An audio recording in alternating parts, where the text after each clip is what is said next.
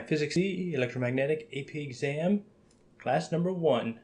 So this is the second semester, and unlike calculus though, this has the AP exam, it has physics mechanical and physics electromagnetic. They're two separate tests. As opposed to calculus, it kind of lumps physics first and second semester both together. So this test is in May, and it covers a pretty good amount of material. And this one's pretty stout. So deals with electromagnetism, and the first thing you come across is Coulombs Law. I'm not really big into naming laws. It's just names and words. What's important is more important than what the name is. So this, as a lot of you guys are probably familiar with, you've heard the idea of opposites attract. Well, this kind of sort of comes with this idea here. So it's kind of like the gravitational law, but for electromagnetism. So we go here. So the idea here is we have a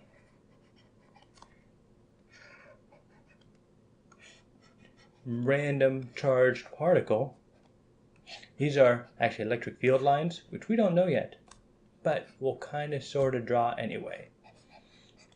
We won't formally discuss electric field, but we'll do the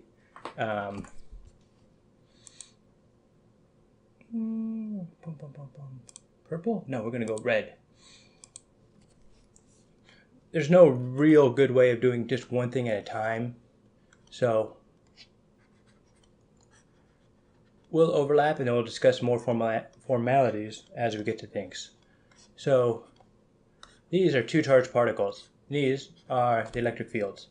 And the Coulombs law basically goes something along the lines of force, I'm going to make a little E for electric, K, Q1, Q2 over R squared. And then there's a unit vector associated with it. This, I should have made the vector. Okay, so the idea here is the force between two charged particles is related by a constant, K, the charge of the first particle, charge of the second particle, over R squared. So,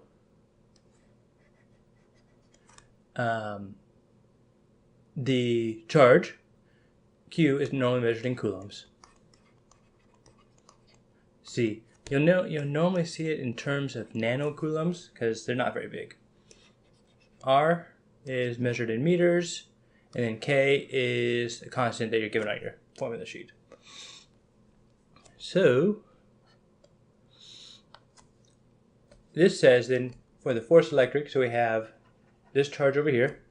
I'm going to simplify them without the dots. Two charged particles, the force acting on this particle, we'll call it Q plus, from Q negative would then just be the K constant. What is Coulomb's constant? I think it's like 6.99 times 10 to the negative. Coulomb's constant. Let's see here. We got Coulomb's constant. 8.99 times 10 to the 9th. Newtons per meter squared per coulomb. Oh. Can I just copy and paste that? Bet you I can. Paste. Nope. Aha! Huzzah.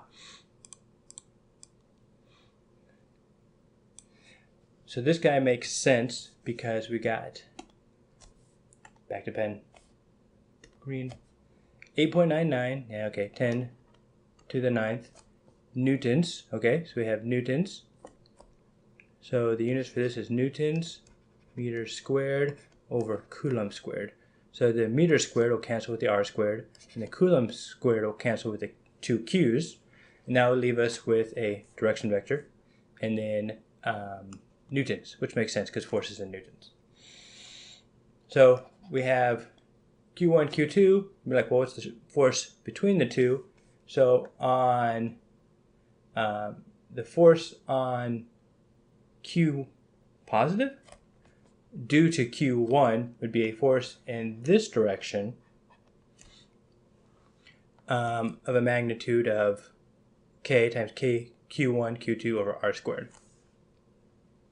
And then you could say that the force on Q1 is the same thing going the other direction. So it'd be K, the 2 Q's over R squared. There are some assumptions that kind of go along with this. One of the big ones is that nothing is moving. Once you get things start moving, you start talking about relativistic issues. And I know the thought process is, well, in mechanics, as long as things aren't going fast, like 10 to the 5th or 10 to the 6th meters per second, you really don't have to worry about relativity. The whole time dilation and length contraction type stuff. And then that also applies into speed as well.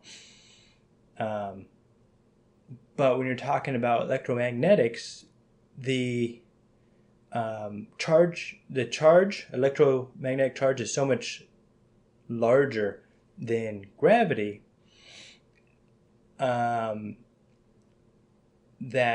you have a lot of electrons in a single piece of material, that even relatively slow motion causes massive effects.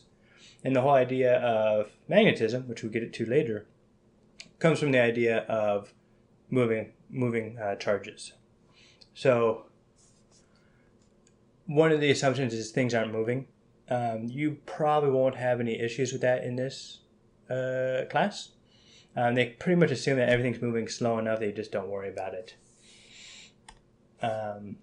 So when you get down to it, Coulombs Law is just an approximation. But when things are standing still or moving very slowly, it's a pretty reasonable one. So what you need to know for this is just the law. So opposite charges attract, and then like charges repel. And then there's a vector associated with the force. So let's say both of these are stationary. The negative charge creates a force on the positive charge. So if we're going to draw a... not supposed to be quite that curved. Draw the force here, there'd be force, I'll say electric, going that direction. And there'd be the same force but in the opposite direction going that way. So a little, I guess, foreshadowing.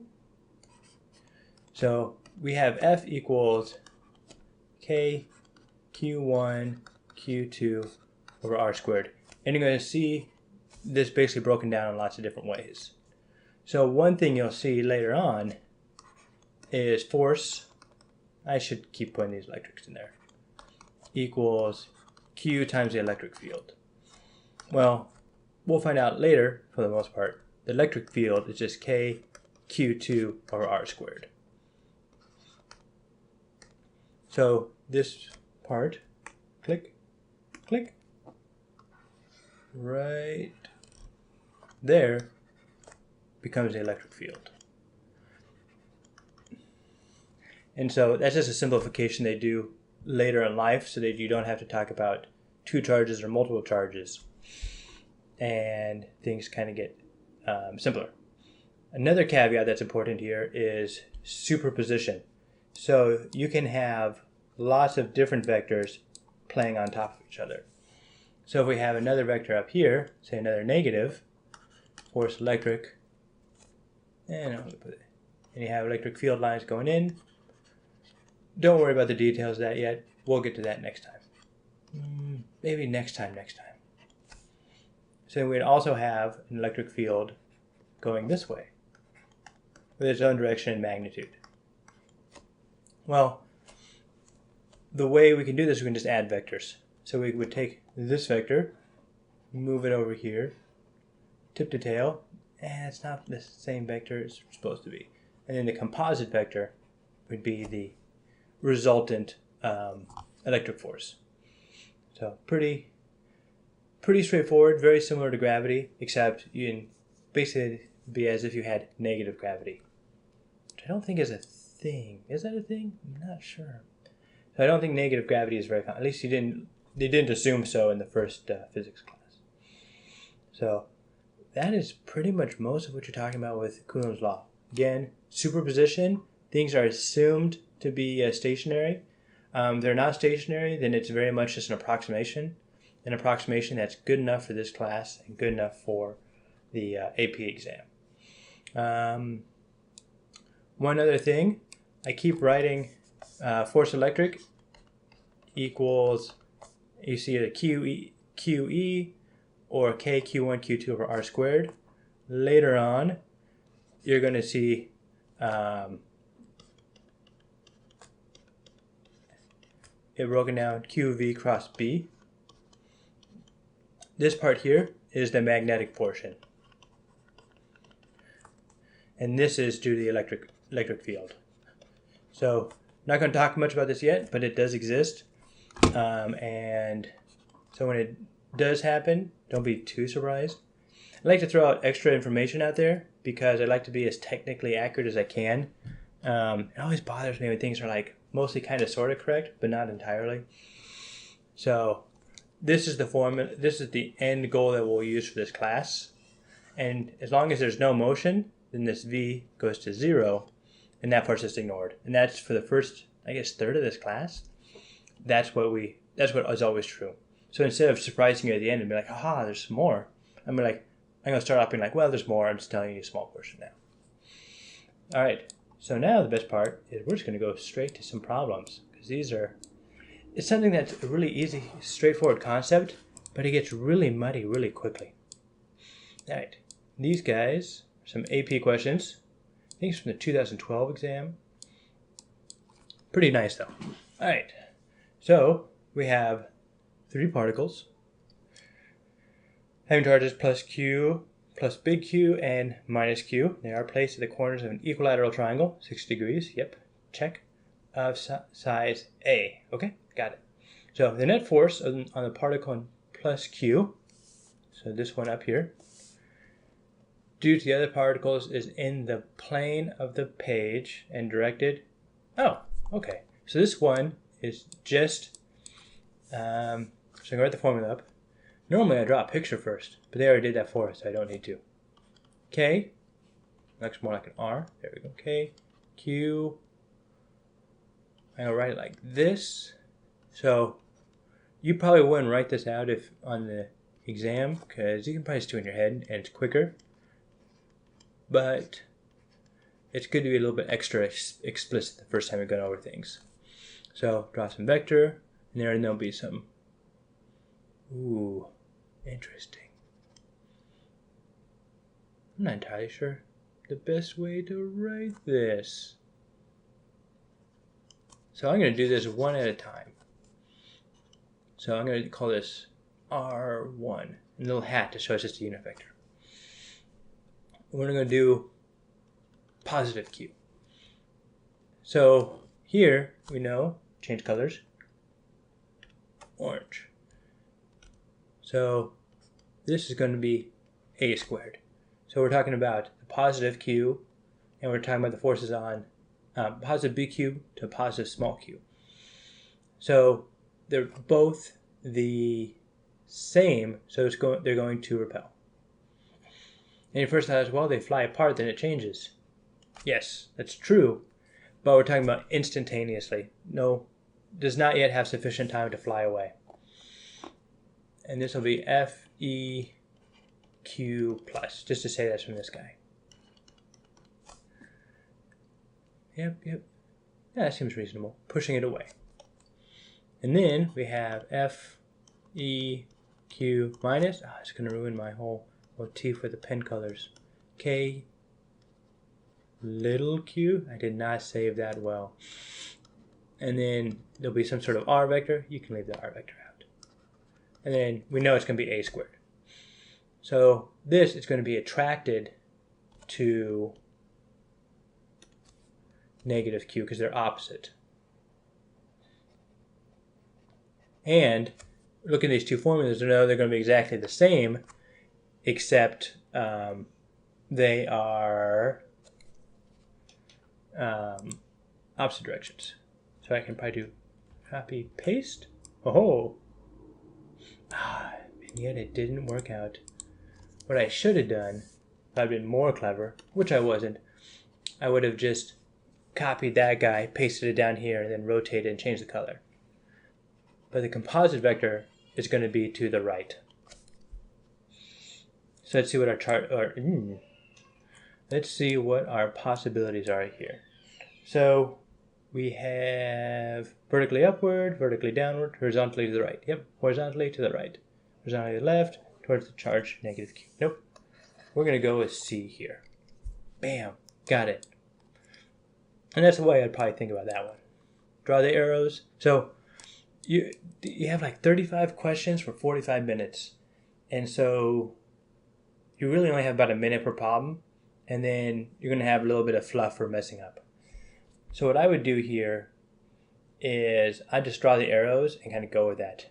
Mentally think of the formula, visualize the formula, and then draw the arrows. Okay.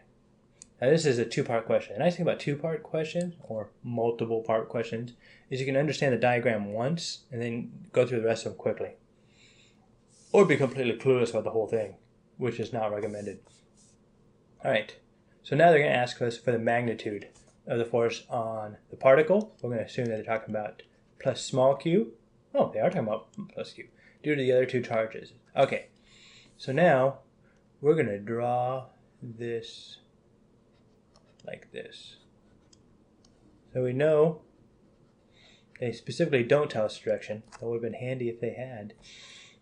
So we already calculated this up here. So we got K, Q, Q in the R direction over A squared. And then over here we have K, Q, Q over A squared. And that direction. And so we need to find out what this angle is, because these are vectors. So to find the length of the vectors together, we're going to have to find out what this length is right there.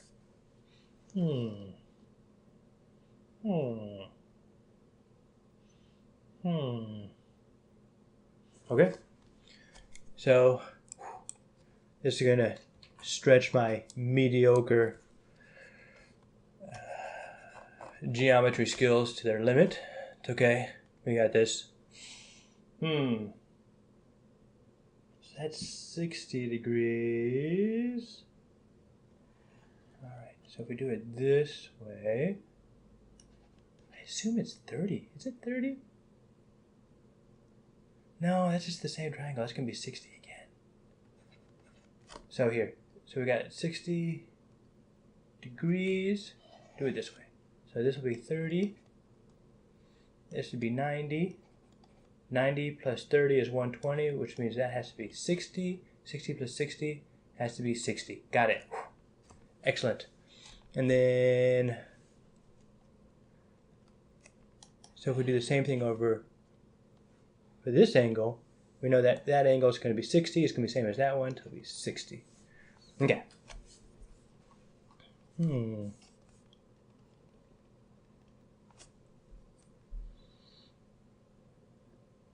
So we want this angle right there. Okay.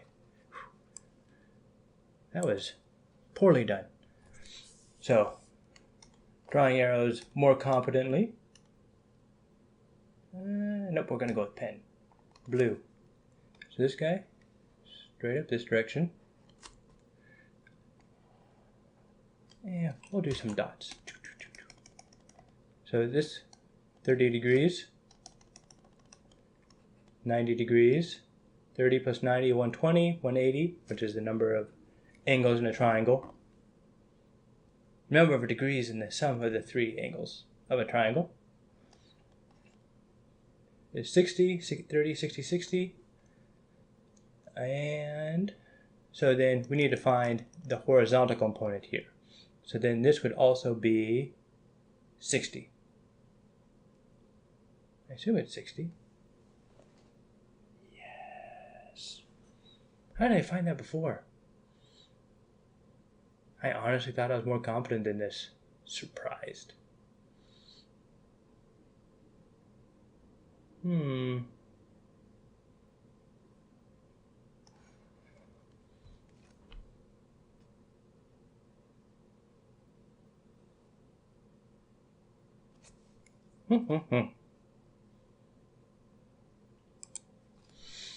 Yep, totally 60 right here, because this triangle right here is the same as that one. So this is 60, and so to find the component, we'll do cosine of 60. So the plus will be cosine of 60, and then this triangle right here, which is the direction of negative q, will bring this up to there, and that'll also be cosine of 60. So the length of the vector towards negative q in the horizontal direction. I just got my intuition and winged it. Wung it? Not sure. Alright, so we got k q over a squared times the cosine of 60, and that's for both of them, so we'll multiply that by 2. And the cosine of 60, did they say I have cosine of 60? That's cosine of 60. So this guy is going to be 2kq cosine of 60. Yep, I think this one is it. So we know it's not going to be these because it's supposed to be a squared. We know it's not going to be this because that just adds the magnitudes. And so it basically comes down to this one or this one. And since you only really need slightly more than 50% on this test, that might be enough thinking to kind of just wing it right there. And it is the cosine 60. Yep. And that's how you get the answer there. My geometry skills are sad and pathetic. Sad. Okay. Moving on to number 18, which I guess in this case is really our third problem. All right, time for my redemption arc. Two particles. Did I just punch the microphone? That's not effective. Two particles, each with a charge negative q, are fixed with a distance L apart as shown above. Got it. Each experiences a net electric force F. The reason they say net here is because it's the sort of thing where you might have positive, and negative, and since they're all close to each other, you're basically like, well, these positive and negative basically cancel each other out, and then you're left with one positive. So when they say net, that's kind of the sort of thing they're talking about. Electric force F, a particle with a charge plus Q, is now fixed midway between the original two particles. As a result, the net electric force experienced by each negatively charged particle is reduced to the original force over 2. The value of Q is, and then they want it in terms of Q. Okay, so first thing we'll do is we'll draw a picture here. I know they got a picture, but they're just small and inadequate. Okay, so they're talking about the net force experienced by each negatively charged. So I can choose either one. So I'm going to say the force on this guy. So with the distance of L. So force equals K, Q, and it's going to be repulsed away over, I'm going to say L squared. And that's the original force. Then we have a second scenario where we have negative Q, smaller q. This will be L over 2, followed by another big Q. And this, I think, one is positive. Force by each negatively charged particle is reduced to F force over 2. Okay. So it says this is reduced. It means that we still have a direction away, I guess to the left in this case, but it's reduced to force over 2. Because it could be the sort of thing where Q in the middle is big enough that it actually caused the particles to be drawn inward. But alas, that is not the case. I'm going to call this, I don't know, force 1. The first one is force 0. So now we're going to have to add them two together. So we still have K, Q over L squared. And this time I'm going to say minus K little q big Q L over 2 squared. All right, so where I got this from was the minus sign here doesn't really mean left or right per se. It actually does. In this case, it totally means to the right. But the more important idea here is it's different than the other one. So for this one, I said KQ over L squared is to the left, positive and to the left. I guess that thing, the image is mirrored, so it's going to confuse you when I go to the right, but not important, not important. Moving on. So the force then for force 1 over here, which equals total force over 2, and this will equal 1 total force. We have the same Q to the left, so it has to have the same sign as the original one, otherwise it wouldn't make sense. And then we're going to subtract off from that the force from the small q. If I was more consistent and made more sense in life, what I probably would have done is said that the first one was negative, but it's really not important if we have a common sense logical coordinate planes. It's just that we're consistent. All right, so everyone understands where I got this negative? Okay, excellent. Have any questions? Just ask. That's rhetorical. I know you can't ask because it's a video, but I enjoy thinking that you can anyway. Teasing you, making your life more difficult. All right, focus. So we have an f over 2 here. We have an f over there. So if we take this and multiply it by 2, then we'll say 2k q over L squared minus 2 times k q, and then it'll be L squared over 4, because the 1/2 squared is 1/2 squared is 1/4. And if dividing by 1/4 is the same as multiplying by 4. Quick tangent over here. So you have 2 divided by 1/4, which is the same as 2 over 1 times 4 over 1.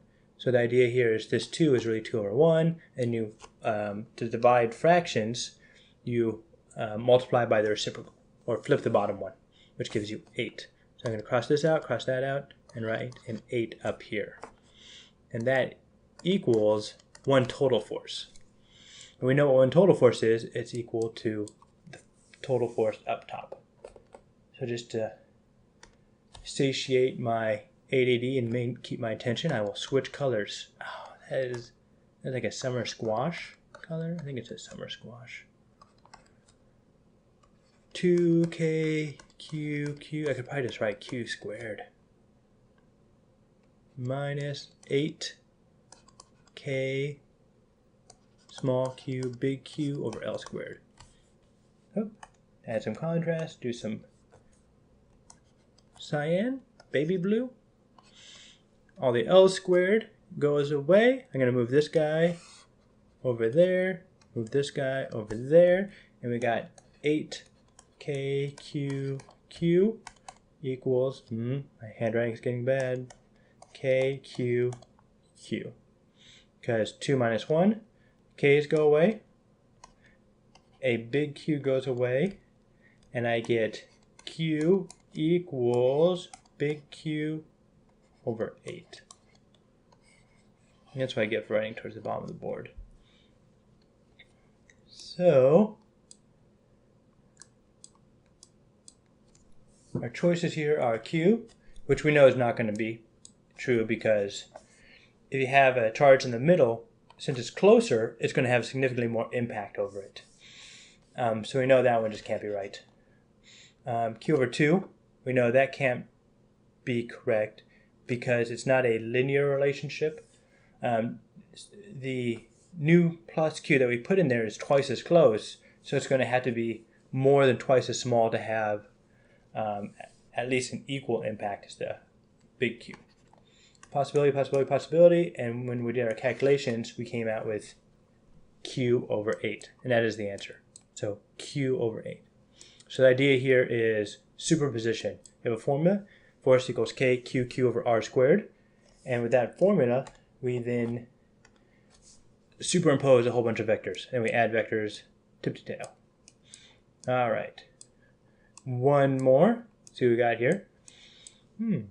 Two objects on a horizontal frictionless surface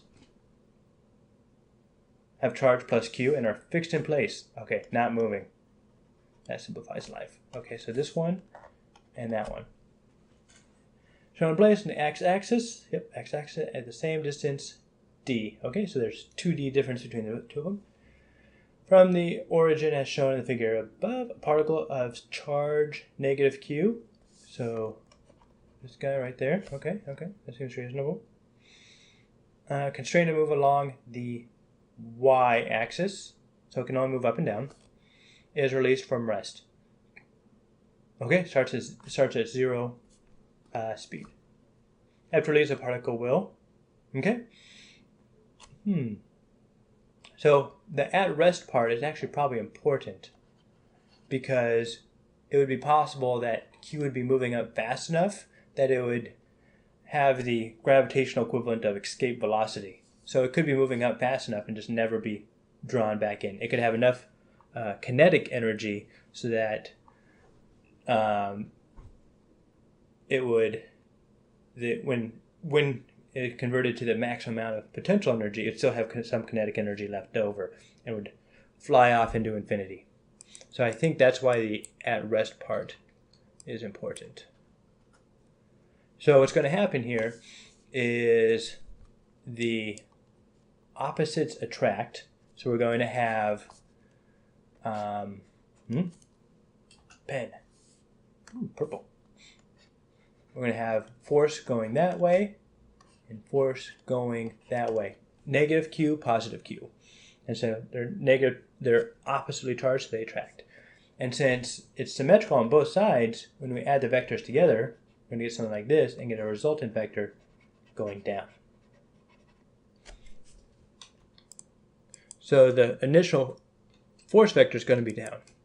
And as you remember, or at least as you should remember, force equals ma, mass times acceleration, so it's going to accelerate downwards. And even if you don't remember that, it kind of intuitively makes sense. If something's being pushed down, it's going to move that direction.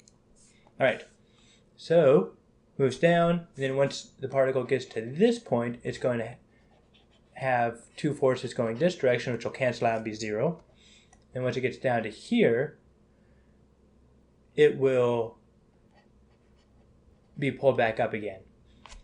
So what's going to happen is eventually it's going to get to the same distance there as on the bottom as it was on the top.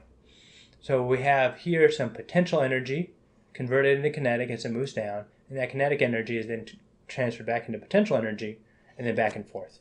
So this is going to just move up and down over and over and over again. Say where it is? Nope. It's like it's trying to move along the y, so it can move along the y-axis. That'd have been a terrible question. It'd been like, plus Q is fixed in place. Where does it go? It's like, oh no. What color is the White House? Oh, white. Exhibit oscillatory motion. Yep, that's the one it's going to be. Move in the direction of increasing y. Nope, because it's attracted to the two. Move in the direction of decreasing y and stop at the origin. No, it'll stop accelerating at the origin. It'll stop accelerating downward in the origin and then commence accelerating upward. Move in the direction of decreasing y and keep going to infinity? Nope, because once it gets past the origin, it's going to be actually pulled upwards. And that's the result of the two vectors. So you think of this as like having like a string with a little bead in the top of it, and it's pulling that string, and the little bead will go beep, beep, beep, up and down. Eventually it'll stop because I guess there's probably friction somewhere, everywhere in that system. But ideally we could pull it and just oscillate back up and forth indefinitely. And that's the case that we have here. So, and the idea for this one then is just understanding that Coulombs Law, force equals K QQ over R squared, uses vectors. And using the vectors, you add the vectors tip to tail, and then they change, and then you get this conversion oscillatory motion. All right? So that's all we got for Coulombs Law. Next time we'll move on to insulators and conductors and talk about the flow of charges within materials. Thank you much. I appreciate it. Take care.